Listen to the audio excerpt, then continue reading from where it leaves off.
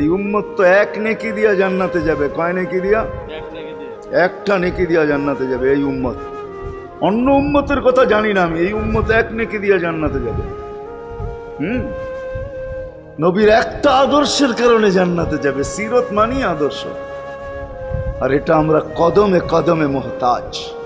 কেননা এই ছোট জীবনটা যদি গ্রহণযোগ্যতা পর্যন্ত পৌঁছাইতে হয় আল্লাহর কাছে, চাই নারী হই, চাই যুবক হই, চাই বৃদ্ধ হই, যেই মানুষই হই না কেন, যেখানেরই হই না কেন, যেই বাসারই হই না কেন, যেই বর্ণেরই হই না কেন, যেই পেশারই হই না কেন, যেই সোসাইটিরই হই না কেন, এই জীবনটাকে যদি গ্রহণযোগ্যতা পর্যন্ত পৌঁছাইতে হয় কার কাছে? দুনিয়াওয়ালাদের কাছে না, মালিকের কাছে, যিনি এক ফোঁটা পানির থেকে অস্তিত্ব দিছেন, যার কাছে আবার আমাদেরকে ফিরা যেতে হবে। পালানের কোনো সুযোগ নাই। এই জন্যই কোরআন আমাদেরকে বোঝায় আইনাল মাফার। আল্লাহ বলতেছে কোথায় ভাগবে তুমি, বলো কোথায় ভাগবে?